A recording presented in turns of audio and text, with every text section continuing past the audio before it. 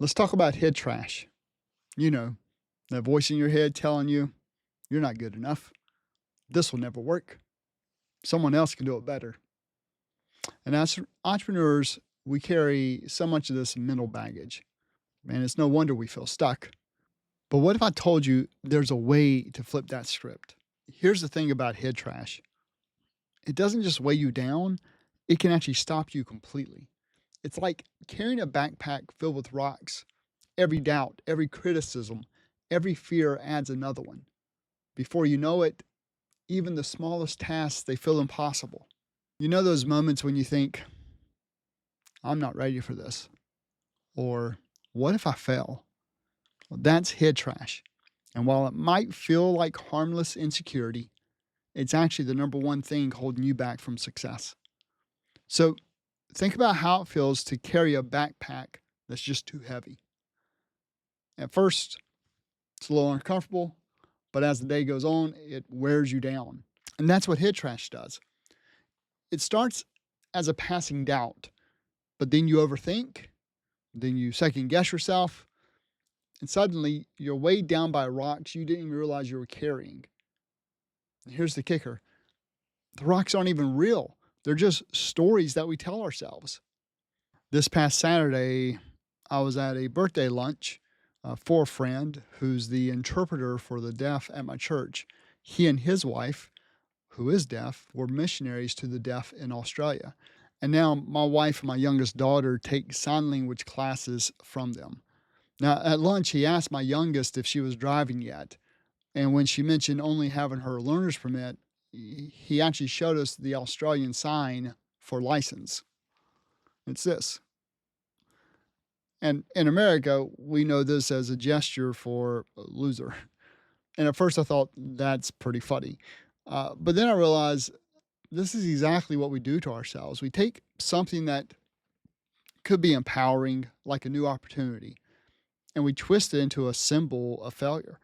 And when my friend explained the real meaning behind the gesture, it hit me. The same sign, the same situation, completely different meanings, just depending on where you are and what your perspective is. And that's what perspective is all about. I mean, I get this because I was there. Back in 2006, I wanted to write my first book, but the head trash really kicked in. You're not an author. Who would ever read this? And I spent a few months in that state. I remember sitting at my desk, staring at that blank proposal form. I typed in the first few sentences, at least 5 different ways, and nothing felt right. Nothing felt good enough. And all I could think was, this is going to embarrass me. Who am I to think that I could write a book? But in February 2007, I decided to submit that book proposal. And to my surprise, the publisher said yes, and it actually became a technical bestseller. And it wouldn't have happened if I listened to the voices that were in my head, to the stories that I was telling myself.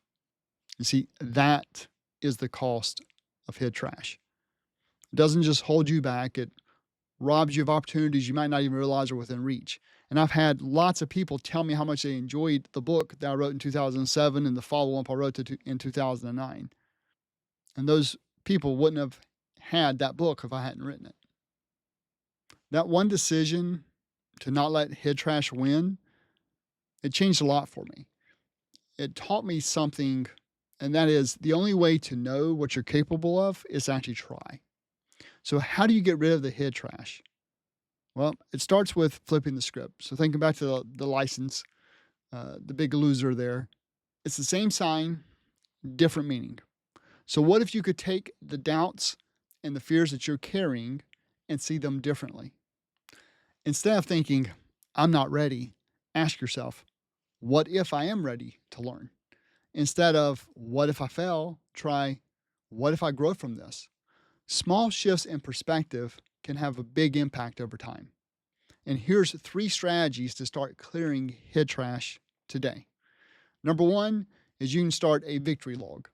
Now, you can write down 3 wins every day, no matter how small. Maybe you sent an email you were dreading, or you got great feedback from a client. But this trains your brain to focus on progress instead of perfection. For me, some of my wins are small. They feel silly, like responding to an email I've been putting off or finally tackling a tough conversation. But over time, these small wins remind me of my progress, even when I feel stuck. The second thing you can do is write a permission slip. So you can grab a piece of paper and write yourself a literal permission slip. It could say, I give myself permission to succeed, or I give myself permission to make mistakes. Keep it somewhere where you'll actually see it daily. Imagine you're standing in your own way, telling yourself, you're not ready for this. Now imagine you had a coach standing behind you saying, go for it. That's what a permission slip does. It's you giving yourself the green light to go ahead and try. The third is you can practice perspective flipping. So the next time you catch yourself in a negative thought spiral, ask, what if I'm wrong about this?